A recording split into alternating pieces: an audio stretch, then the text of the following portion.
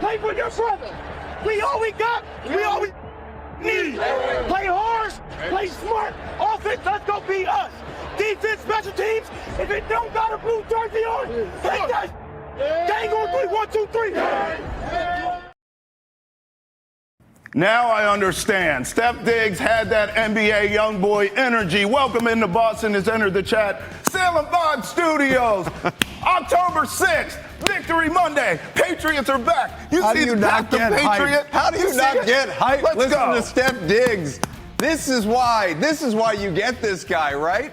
Those moments, those pregame speeches, those wins. Yeah. I was getting ready for Moral Victory Monday at halftime, man. No. Victory Monday. Real victory Playoff Monday, team baby. in the future. Oh, I love it back when you in talk New like England. that. Let's I go. love it when you talk like that, baby. Pats are back. We'll break it down, of course, all show long. We're standing up for game balls, so we'll give them out. Plus, think about this.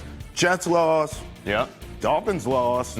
Patriots beat the Bills. Seems And pretty good. Yankees lose. Yankees lose.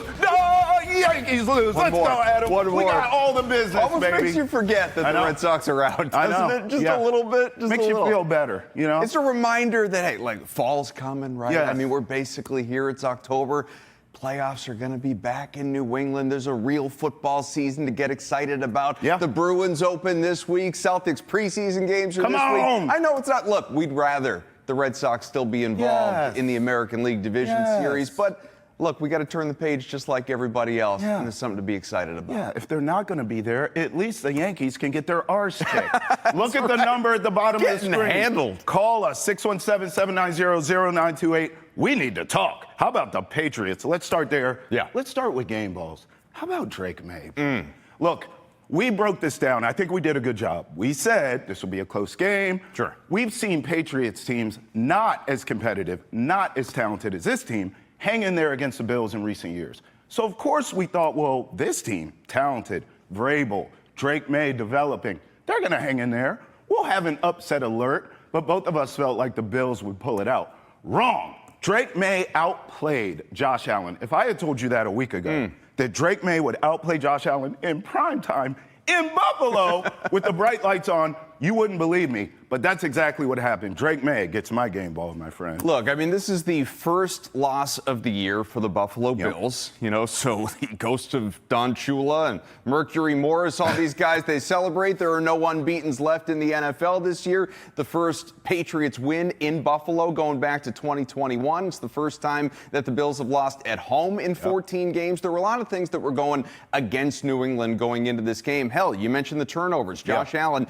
an interception. He also fumbled the ball. Patriots were able to pry away 3 turnovers. That's the first time in 26, 27 games that the Bills have lost the turnover battle. So, discipline, composure, mistake-free, and a lot of that comes back to the quarterback, Drake May. He was exceptional, especially in the second half, man. Yeah. He goes 13 of 14, almost 200 passing yards, some mistake-free, composed, athletic, avoids negative yardage, just good, smart play. There's been so much conversation in the last year and a half. Okay, Drake May's a guy. Yes. Is he the guy? That's right. Last night was one of those looks like the guy. So deserved game ball, but you got to think about the guy that he was connecting with, right? Absolutely. Stephon Diggs. Yes. Diggs. Good Lord. Yeah. This is back-to-back 100-plus yard games. You kind of felt from my mansion on Narrative Street that he was going to go off against his old team, but 10 catches, a dozen targets, almost 200 or almost 150 yards. He won 146. Leadership, he was too. incredible in the leadership. He had we heard leadership, it. So you too. got to give Diggs. All right, let's call an audible here for Drake May. Ready? Blue 42, Drake May sock, Chad Hutt. Here's Drake May after the big win. Just good thanks to the good Lord, man. That was fun. That was a tough one. It took everybody in that locker room, and the guys came out and we battled. Didn't play the best in the first half. The defense helped us out, and we came back offensively and got some things going. And 2-minute drive at the end, just go down and win it. That's what you want. How happy were you for Ramondre after fumbling and then scoring 2 touchdowns? Yeah, shoot, that's the story of life, of football. You know, adversity, being able to bounce back, and he was still running hard. He was running as hard as he could, and there's going to be trust in Mondre for the whole season. We need him.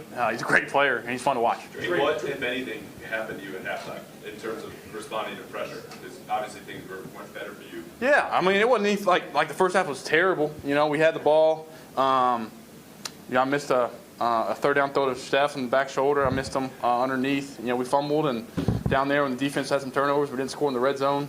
Just tell the guys keep playing. We were up, what was it, 6-3? Was that what it was? Shoot, we were up 6-3 on them. One of the best teams in the league with the MVP. There's nothing to be sad about. Just go out there and keep playing. Coach just finally had confidence going in this game. What was the team's mindset coming in a tough environment? Yeah, he always said, take the next step. This division game, it's 8:20 and Orchard Park and a great environment playing the Buffalo Bills. Where else would you rather be? So it was fun. I tell you what, a young quarterback going into a hostile environment like that in prime time against the MVP wideout, those were fresh, by the way. Yeah, shout outs to Buffalo for those unions. Fans were into it. But listen, a young quarterback can have the cojones to go in there and do that when you have a Stephon Diggs, a veteran guy, been there, done that, has a T-shirt, played there, as we mentioned. Stephon Diggs, the leader. Although the production was there last night, I know you've given him the game ball, but the leadership is what stood out to me. Well, the production matters a lot. Of course. He's 29 out of 34 so far this year. That's ridiculous. Yeah. What's that, 85% catch rate so far? That's obscene. And I think, the leadership, it speaks for itself. We saw the pregame hype video there the Patriots had tweeted out. And, you know what this guy means in the locker room. You hear him postgame and how jubilant he was and just nothing but positivity surrounding Drake May and that offense and the entire team and all of it. But again, you can be a rah-rah guy. That'll only get you so far. You got to deliver on the field. And the way that some of those late grabs, the connections between May and Diggs, the Michael Jackson toe tapping on the sidelines to stay in, some acrobatic catches. The guy tore his ACL last year, Travis. If I had told you, not that I believed it, but if I had told you going into the year that, hey, this guy's going to be a bona fide number one by the first game in October. Wow. This is what, you think back just recent years for the Patriots, we've been trying to wish Demario Douglas, Pop Douglas, speak him into existence kind of thing. Yeah. You got to go back to Julian Edelman, to Wes Welker, to Randy Moss, to the last time that the Patriots had a real legitimate number one receiver, a true number one. And Stephon Diggs appears to be that guy. This was not fluky last night. He went off, again, 10 for 146, but it's back-to-back 100-plus yard games. He's getting better by the week. May is relying on him more by the week, and it's working. Yeah, it almost seems like there's no number two receiver now. Could use that. Now that's our issue. We had a whole roster full of number twos and threes. Now we have a one and no one else. Booty, Hunter maybe. Henry. Hunter Henry really, even though he's not a receiver, he's that second target Drake May trusts, and he makes big plays. Had another big game last night. To your point about Diggs, though, I also think there's some of this. And I mentioned this for Drake May, but I think it goes to the whole team. There's a certain swag. There's a certain confidence you have every week. Now, we'll get into the schedule moving forward because there's a lot of winnable games for this team. But these are the kind of games when you lean on a Stephon Diggs, when you have a guy coming into the stadium like, no, we're going to handle business today. No one gives us a chance. Watch what we do. Here's Stephon Diggs after a big performance against his old team.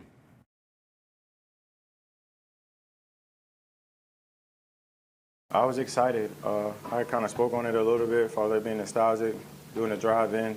Came in a different interest this time, but, I was happy about it, and I just was happy to be back playing football. It's easy to get kind of lost in the moment while you're out there, but just try to remain focused the whole time and, be there for my teammates. What was that environment like? It was lit, prime time. I played here before. I've been on the other side. It was just electrifying, and I knew that it was going to be a test for us. Obviously, with the guys that we got, and we all new to each other. I think 9 new starters compared to 11 on offense. So going into a hostile environment, and the biggest thing is just the fundamentals and being violent. You know what I'm saying? Be the aggressor. It's going to be a hostile there. It's a great football team. So trying to take the fight to them. What did you see from Drake May? I seen a young quarterback take a step in the right direction. They did a lot of comparisons during the week, and I feel like it was a hell of a comparison to be compared to Josh Allen. But as you come into your own, Drake May has to be Drake May, and I was just so proud of him, coming in here, and leading the team. Being a young quarterback can be hard sometimes, and, that's why you have a supporting cast. Running backs making plays, receivers making plays, and let them know that you got his back. So I was just super proud of him. He has a good approach during the weekend. Attach yourself to the process and not the results. Okay, so we've given game balls to the offensive players, the stars, Drake May, Stephon Diggs, heard from them both. Let's talk defense. Yeah. Josh Allen was in a kerfuffle all night. He didn't know what to do. Yeah. Pass rush was there. Christian Gonzalez and them boys on the outside were holding it down. I want to give a game ball to the entire defense here. Hats off to everyone. Yeah. I've seen Josh Allen struggle before. I've seen him throw picks or have fumbles, but he looked genuinely confused. You have to give credit to Vrabel and the coaching staff as well. But this defense was buttoned up, ready to go, my friend. No, I mean, the whole entire defensive unit, as you said, but on top of that, the defensive coaching staff, where obviously, you don't have your defensive coordinator right now off dealing with health issues, so it's kind of next man up across the board, coaches and players. And I think there are so many guys, obviously, that you could shout out, and I think a large part of it, we've been on this for weeks now, talking about just the impact of Christian Gonzalez, and was he single-handedly making, play after play? There were some good ones last night, but I think it's more just sort of the trickle-down effect of, again, not asking guys to do more than they need to do, than they're supposed to do. It's the reverse next man up. Yes. It's the trickle down of, go into where you are supposed to be, basically, and play that position and elevate at your level. Marcus Jones. I mean, this guy, he does it all. I'd like to see him get the reps on offense, too. Me too. But we've seen the returns off the kicks, punts. Obviously, he had the interception. He had a huge pass breakup in front of Keon Coleman last night. Yeah. These are some of those major plays that you need to make. And, attempt to rattle a guy who's not easy to rattle in the reigning MVP in Josh Allen with the multiple turnovers. While you're holding that ball, let's give a game ball to the upcoming schedule. You and I were just talking about this off camera. Yeah. It sets up quite nicely for this team, doesn't it, moving forward? Oh, my God. I mean, this is where maybe it's because I was up till after midnight and I'm hyping, I'm watching post-game and everything like that, trouble falling asleep, and then we're up early coming in here, so I'm still kind of waking up. But I'm not sure, are we bringing it enough yet? Because this is a playoff team. Hear me. The Patriots are going to the playoffs. You hear him? I've been screaming this since before the year, and nobody would listen. If I told you going into the year that the Patriots through 5 games would be 3-2, you'd look at the schedule and you'd say, all right, well, you're going to lose to the Bills. That's an automatic loss. Yep. You beat the Dolphins, sure, that makes sense. You could lose to the Steelers, okay, maybe, and you should have won that game, by the way. Gave it away, should have won it by multiple scores. Can you beat the Raiders? Oh, well, you fell short. Carolina, that's a free win, right? Any way that you shake it out, I don't care. You would have sat there and said, 3-2. Yeah, 3-2 is reasonable. Yes. I mean, they've won 4 games back-to-back years. We'll take 3-2 through 5 weeks. But then what's coming up after that? How about Tell them. at New Orleans? Tell them. At Tennessee, home against Cleveland, Gross. and we could go on, all the way, honestly, through the bye at the beginning of December, Travis. This team reasonably should be sitting at 7-2. Ooh. I mean, 6-3. This. Going back to before the season started, when the schedule came out. Yeah. I mean, this was. You were again. What, 7 to 10, 7 to 10, and I was saying 9-10 playoff team. And the reason for it wasn't entirely, okay, year 2 of Drake May and putting him with Josh McDaniels and can Diggs be the guy, or leader of men culture setter Mike Vrabel, all of that. It was, look at the damn schedule. Right. Yeah. It's so easy. And look, that's a good thing. That's not, if we're going to make excuses, not us, me and you, but the royal we of football fans. Sure. We're going to make excuses when teams have gauntlets that they have to go through schedule-wise. We may as well celebrate when you got some cakewalks. And the Patriots, this 7-8 game stretch in the middle of the season is a very favorable schedule. Yeah. This is a playoff team. As long as they stay healthy and don't screw it up. Think about some of the questions we ask as media members. So if you and I were in the locker room last night or at the press conference, one of the first questions we always ask that's a layup is,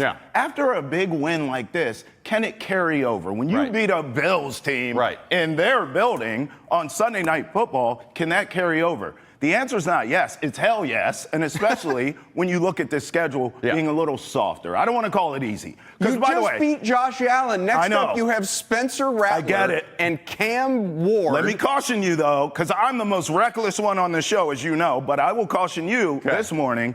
Saints, Titans, and Browns all stink, but they play everyone tough. So you have to come in buttoned up to those games. And those are road games. Good. We are still talking about the maturation of a young quarterback. Let's see Drake May lead these boys, win all these games you're saying. I'm not saying it's not impossible, but let's see him do it. Then I'm all the way in. I'm a firm believer. But I think this is a huge win, and we'll see if it carries over. I believe it will. Most of these teams coming up, you are either better than or they are on your level. Fair. Like, worst case, they're on your level. Fair. There is no, you just beat. In prime time, on the road in Buffalo, the team that is the odds-on favorite to win the Super Bowl. That's right. The perennial AFC East division champs ever since Tom Brady left. Yep. Go take care of business against the bad teams now. That's right. That's what you got to do. Just to review, Patriots beat the Bills in Buffalo. Jets lose. Dolphins lose.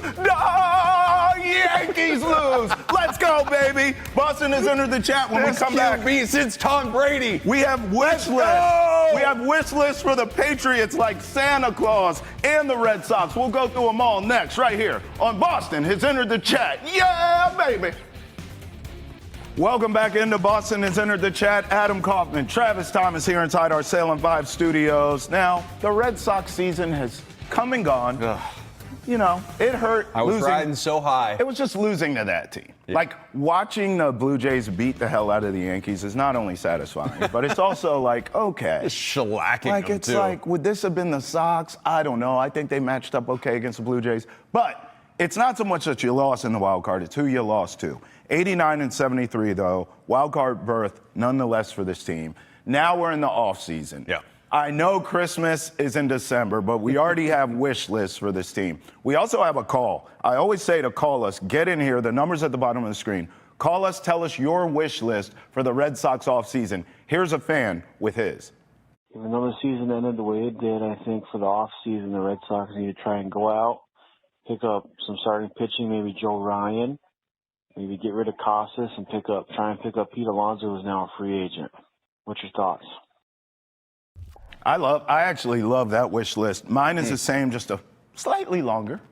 Retain Bregman, Trevor Story, and Giolito, who all have opt-outs. All of them. You got to figure that out, okay? Sign Pete Alonso or Kyle Schwarber, either one. That's a guy I thought should have never left. He should have still been here with the Reds. Bro, he should have never left, and we all know it. But there's a chance to go get him. He's a free agent. So I like Pete Alonso or him. You need a big, burly man with a bat. That's what you need in this lineup. Both of them fit that description. I love trading for Joe Ryan. This team was in love with that at the trade deadline. They couldn't get it done. Do it this offseason. Get it done by any means necessary. Here's one that I like, too. I'd kick the tires on. I think you can get him at a decent price. I would kick the tires on Shane Bieber as well. If you can pull this off. I just wrote this down just to bring it to you. Crochet's your one. Joe Ryan is a true number 2. Oh, without a doubt. You do not lose to the Yankees if you have Joe Ryan pitching. Joe Ryan's a 1 in a lot of places. That's right. Yeah, for you, he'd be a 2. For us, he'd be a 2. So Crochet is your ace. Joe Ryan. I'm not giving up on Brian Bayo. No. I like Bayo a lot more as a 3 than I do a 2. Oh, you'd be excited about Bayo being a 3. So I'm going Crochet, Joe Ryan, Bayo, Shane Bieber, Giolito, whoever, and then Conley early. Okay. That's a pretty damn good rotation. It's a great rotation. And early just picked up some postseason experience as well. Yeah. So my wish list, nice you to say see. what? Guy was in the majors for 25 days or whatever it was, including a postseason I thought he pitched well against the Yankees. His defense let him down. Defense was bad. And the offense, even if the defense wasn't that bad, which obviously it was. No run support. The offense was non-existent. They had like a hit. That's right. So look, you can go up and down the wish list as you put together, and I think it's a really solid one. But I think elements of it are probably unrealistic. Like, I don't think Giolito is back. I'd be a little surprised if he's back. This latest elbow injury, obviously, he was kind of up and down his time with the Red Sox anyway. I know he was good throughout. There was a really solid couple-month stretch there late in the regular season. He was a big help toward getting you where you were and getting into the wild card round and, threatening for a little while for the division and all of it. But I do think you need to address that rotation, to your point, with whether it's Joe Ryan, and obviously this is a guy that they targeted at the trade deadline, couldn't acquire him. Like, that's the dream. You'd love to get Joe Ryan in here. But if it's not Joe Ryan, some other non-Giolito veterans that you could look at. Sure. Dylan Cease, Zach Gallen, guys like that, Shane Bieber, as you mentioned as well. But there are just issues throughout this team that, we're getting nitpicky because we are talking about, as you said, an 89-win team, a good win team that, a year ago at this time, you would have said, okay, they still got a ways to go. Maybe they could be a playoff team. We'll see. But they're still like, you got to do this. You got to do this. You got to do this. Still more pieces. This is now, you are not far off from being a contender in the American League with the right moves. Yeah. You have money to spend. Obviously, that's, that you could, if you can lure Kyle Schwarber from Philly. Now, the Phillies may not let him leave. Right. But obviously, we know that he's been here. He's performed on this stage. Big moments. Loved it. Absolutely. That's perfect fit. Pete Alonso, who obviously you brought up, the caller brought up, he's a guy that major market experience, solid season with the Mets. Doesn't look like he's going to be back there. He's durable. 30 years old, generally durable. Obviously, he can hit the home runs. Home runs, real issue for the Red Sox. They were middle of the pack in the major leagues, I think 15th in the majors. Not even 2 home runs hit as a team. You need to address that. They blame him for everything in New York, too, where here he can just be one of the guys. Valuable, don't get me wrong, but we're not going to blame Pete Alonso for the world's problems like they do in New York. Yeah, I think you just think about the roster in general. Yes. And there's a lot to be excited about with the youth. You get back a healthy Roman Anthony, and I can't even understand, because we're not talking about like prime years Mike Trout here. I don't understand how your entire offense falls apart when you lose one rookie who's barely been in the majors, but obviously tore it up when he was available to you. But nevertheless, you get back Roman Anthony.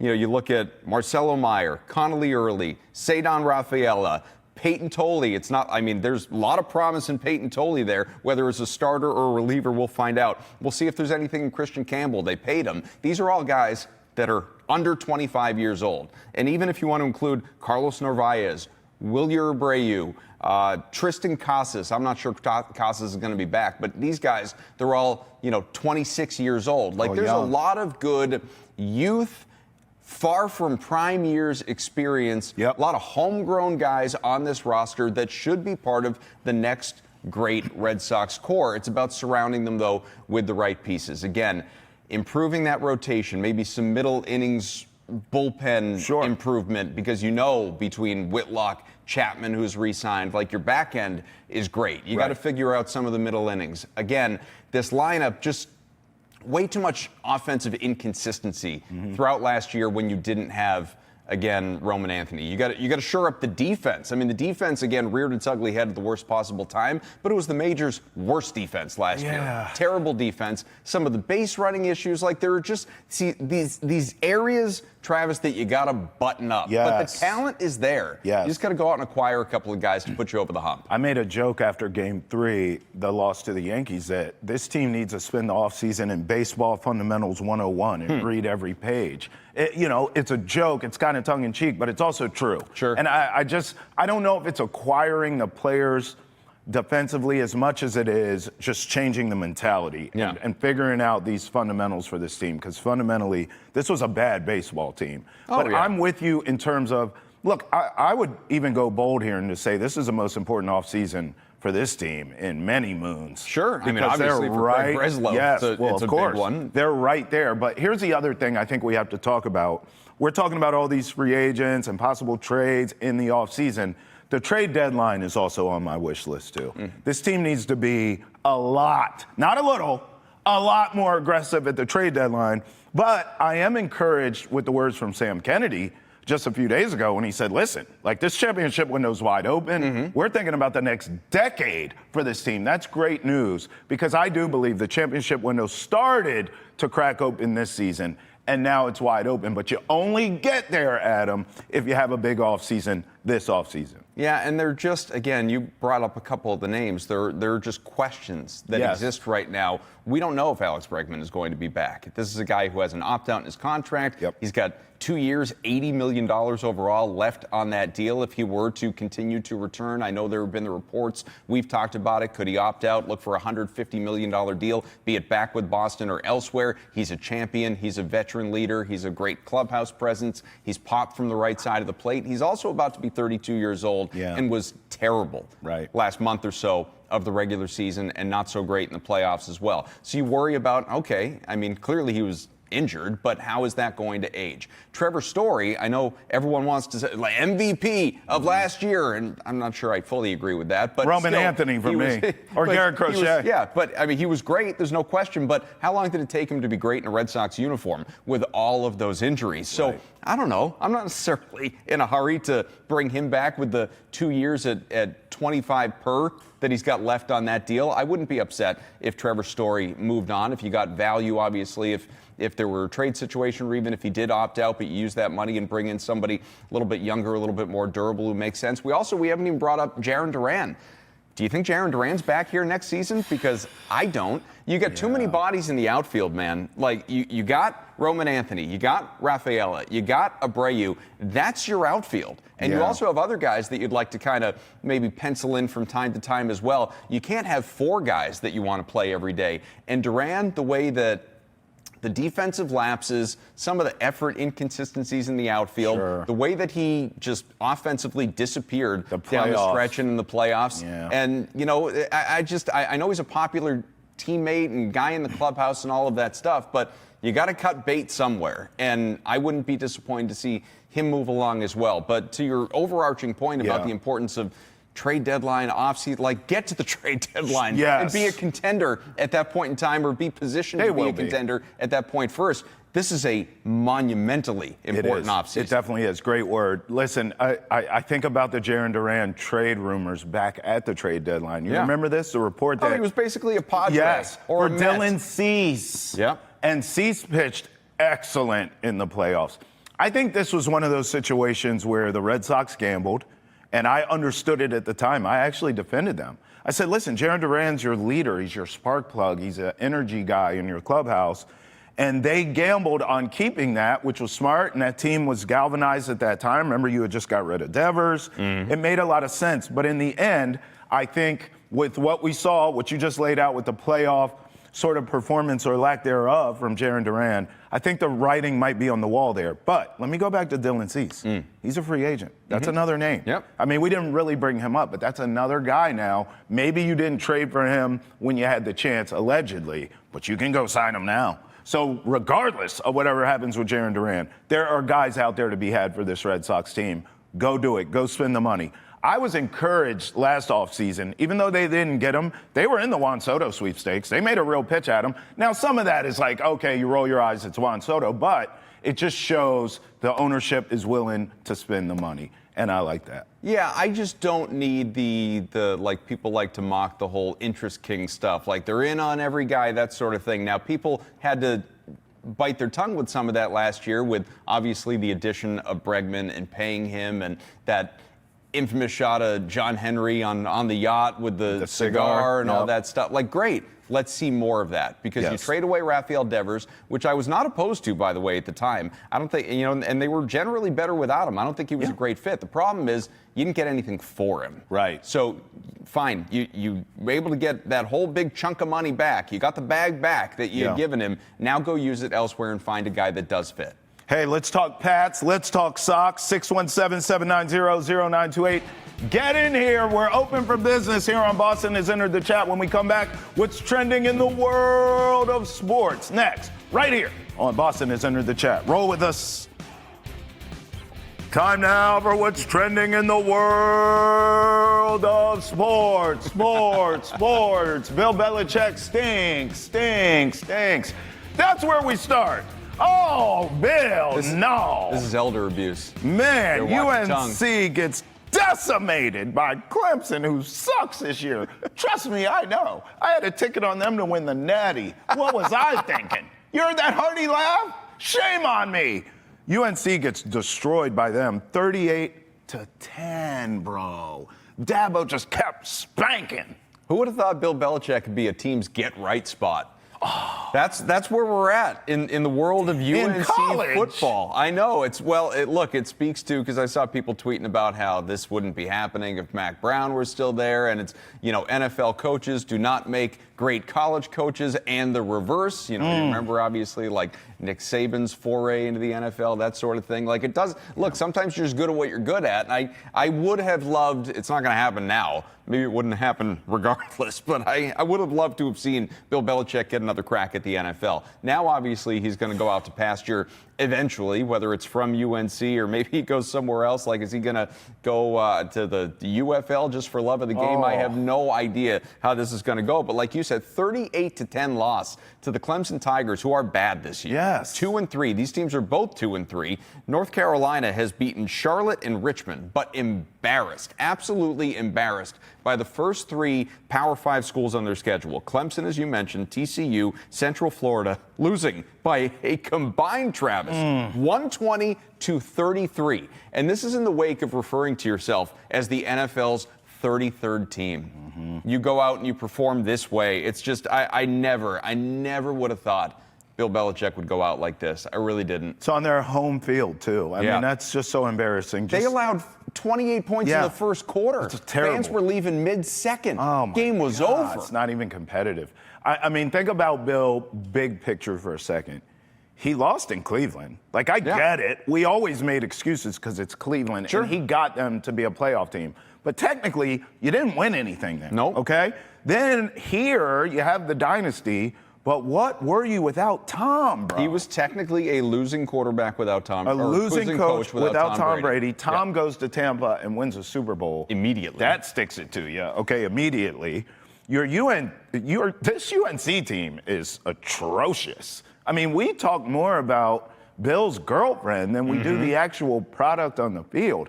This stuff is embarrassing. Then just to add insult to injury, do you know how petty this man is?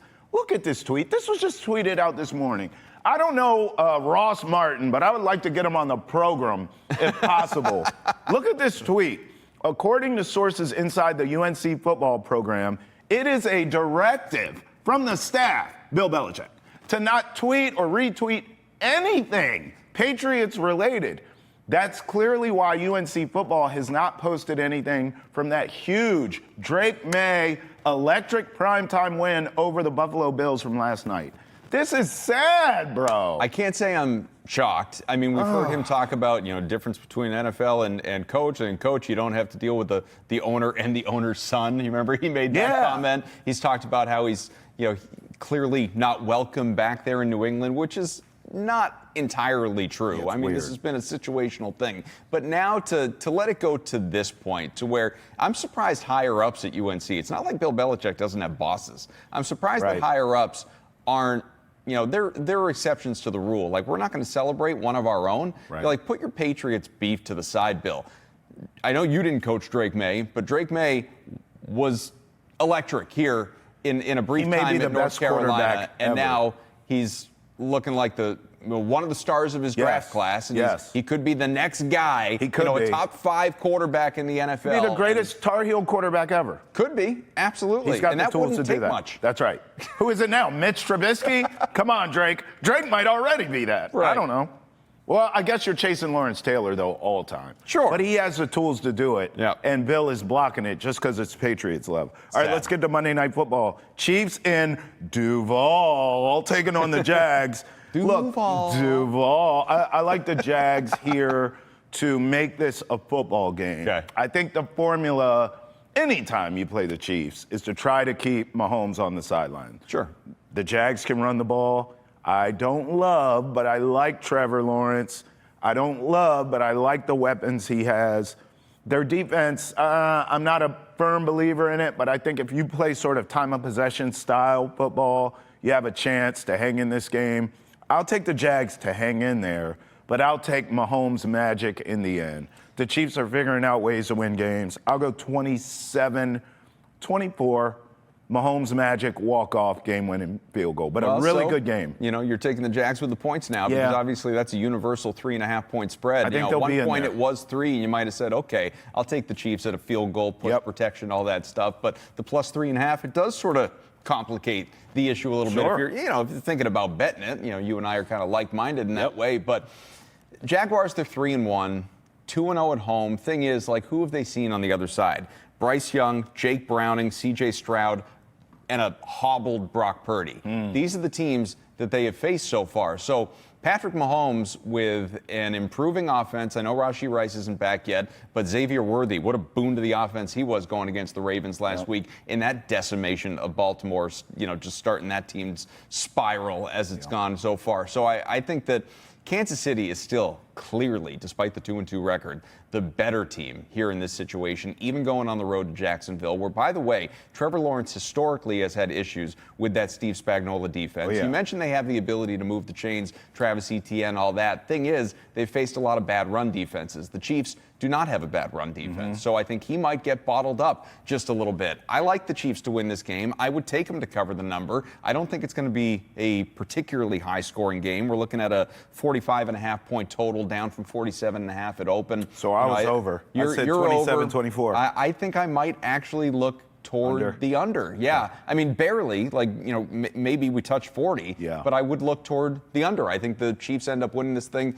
even if it's by 6-7 points. 6-7 points if my kids were here. I see what you did I there. think not intentional either. I don't think they get I don't think they spanked the Jaguars, but I don't have faith in the Jaguars late in the game to keep this close. You want to tell me you want to take the Jags first half spread? Okay, I can buy into that. I think by the end, Mahomes. Chiefs are the Chiefs. Okay, Mahomes pulls away late. I could see that. Listen, let me ask you this. You brought up Travis Etienne, but I want to ask about a different Travis and not me, Travis Hunter.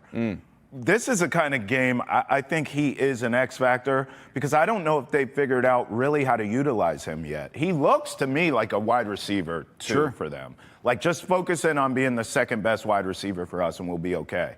I don't think I don't know enough. I'm not a Jaguars fan, but it doesn't seem like he's made any impact on defense. This is the kind of game where pick a lane, kid. Yeah. Give me something. I would play him everywhere in this game. It's not up to him, though. That's well, up to the coaching that's what I'm staff. saying. Yeah. I would play him I'd put him on the field tonight. It would look like Colorado, Travis Hunter tonight. But the thing is, I would need him to make a play at both. This is the kind of game he can be an X factor. Give me a big catch to keep a third down alive or give me a first down, keep a drive alive. Give me an interception or strip or something on defense. He's an X factor tonight. If it makes you feel better, over the last couple of weeks, at least some of those long gains have been there. He only had one catch, but it was for 21 yards a couple weeks ago against the Texans. Last game, he had a 28-yarder in what was it's sort of sad to say, a career game for him offensively with 42 receiving yards on 3 catches, had a handful of targets. His career high, his very brief career, obviously, his career high in targets came all the way back in week 1, and then it started to go the other way with more of an emphasis on defense. And like you said, I just don't think this coaching staff has decided how to use the kid. They don't know what they're doing. That's what the hell's going on. 617-790-0928. Call us. We're talking everything. When we come back, we'll call an audible and go from the gridiron and we'll skate gracefully to the ice for the Bruins. We'll preview their season next, right here on Boston Has Entered the Chat. Skate with us. Welcome back into the Salem 5 studios where Boston Has Entered the Chat. We're all great friends here. We have a lot of laughs in the commercial break. Thank God you can't hear them. All right, Wednesday night. Yes. It's on. It's hockey season. Bruins, nation's capital. Somebody's must go because no one's won or lost anything yet. It's the opener for the Bees. And then Thursday night, they're back here at TD Garden against the Blackhawks. So let's talk. What are the expectations for the Bruins this season, my friend? Because I have a ceiling and I have a floor, and they're like right here. It almost kind of reminds me of the preseason when we were talking about the Patriots, where I was like, okay, I could see a 7-10, which is where I officially predicted. Not looking good right now for me, and I'll gladly take that. Yep. I had a 7-10, and then my ceiling was like 9-8. It wasn't much higher. It wasn't much difference. That's where I'm at with the Bruins. I'm going to give you a couple comps here. Last season, this is my floor for the Bruins, okay? Last season, Columbus Blue Jackets, 40 wins, 33 losses, 89 points. That's your floor. Just missed the playoffs. Wow. Detroit Red Wings, 39, very similar. 39 wins, okay, 86 points, 35 losses, kind of right there. Just missed the postseason. Now, that team underachieved, but I'm just giving examples of where I think they'll be floor-wise. But the ceiling's not much higher, my friend. I see I have you confused. How about this? Wild card, 40 wins, 31 losses, 91 points. Did you just give me the same ceiling and floor? Yes, from the Habitants. The Habitants. But they made the postseason. Okay. Where am I going here? I think this Bruins team, this is my long-winded way of saying, they're going to be right there. Okay. It's not going to be as bad as some of us think. It's not going to be as good as some of us think. I think they're going to be fighting for wild card playoff positioning, and they'll just miss out on the playoffs. I can't believe with a straight face you just told me their floor is 40 wins, but their ceiling is 40 wins. Yeah, I just think they're going to be right around there. Clearly, you haven't consulted the odds makers, who do not think this is going to be a good season for the Bruins. They think they're going to be one of the worst teams in the NHL. Yes. I think that, that really speaks to what the range of outcomes is for a team that obviously has a new first time, at least in the NHL, head coach in Marco Sturm, who in his 3 years in the American Hockey League with Ontario has improved year by year, has a reputation for being very good at bringing along young players, multiple trips to the playoffs, in again the AHL. He's never a Boston legend because, I feel like every time I mention his name, we need to, play the video of the goal at Fenway and overtime and all that stuff, the Winter Classic, but he hasn't done it yet in the NHL as a coach, obviously. And this team has, that's the thing about the Bruins, and this is true kind of historically. They're always in the conversation, which is a good thing. Sometimes realistic as a contender, other times not, but they're there in a playoff team. They don't generally miss the playoffs. This team has not missed the playoffs. It's been almost a decade. Claude Julien was here. 2016 is the last time they missed the postseason, but they have a lot of question marks. Now, David Pastrnak is obviously one of the best wingers in the NHL and a prolific scorer and 100-plus points and all of that. And we saw what Morgan Geekie did last year. He's not going to shoot 22% again, but the 30-plus goals playing on that top line with Pastrnak. Secondary scoring is a concern. Defense, unless you're truly healthy throughout the year with McAvoy and Lindholm, is a bit of a concern. Jeremy Swayman, with all the distractions last year, missing training camp and the contract dispute and all that stuff, he's entered this year hopefully going to be much, much better than he was last year in a situation where I would think more relieved, more clear-headed, more focused on what's in front of him than some of the stuff that was distracting him before. So he could return to form along with Korpisalo and form a great goalie tandem. Hopefully. These are things that you would like to see go well for this team. But in terms of range of outcomes, I think your ceiling is wild card team, like you talked about. You're in that conversation. I think the other side is high-end lottery, and you do kind of bottom out because of whether it's injuries or lack of performance or that, clear concern offensively in terms of the depth. Head coach struggles first year. Yeah, absolutely. Sure. I mean, if you just look at the Atlantic, you're Florida, Tampa, Toronto, you're well behind these teams. Yeah. Montreal, Ottawa, they've made strides. Pete Blackburn's been on the show here. I've heard him talk about that. How close are you to the conversation with them? So I just think it's going to be fascinating. But if you can stay healthy, which they could not last year, you're going to be at least in every game. And you hope the results go your way. Could be a good gambling team in that way. We had a caller once call us. By the way, 617-790-0928. Get in here. But we had a caller call us. We were talking Bruins. And they said they're going to be the San Jose Sharks from last year. I just looked this up for context. The Sharks were 20-50. I don't think so. 52 points. That's the bottom of the league stuff. It sounds like you're actually in between. I have them fighting for a wild card, although I have them just missing it at 40 wins, 39, 38 wins, somewhere in there. You don't have them bottom of the barrel, but it does sound like somewhere in the middle you can kind of see where this team could be vying for a wild card or, like you said, high-end lottery. I think we need to acknowledge it's a rebuild, and it requires patience. They're not using that word. They're not saying rebuild, though. What it is, though. Retool. There's a everything. Restructure. Yeah, facts. Hey, we're going to keep partying on Nesson Nation. Join us. Remember, Monday through Friday, 8 a.m. right here on Nesson for Boston has entered the chat. 9 a.m. Nesson Nation, baby. The party rolls on. Come party with us. Pats, Sox season wish list. We got it all and the bees, baby. See you there.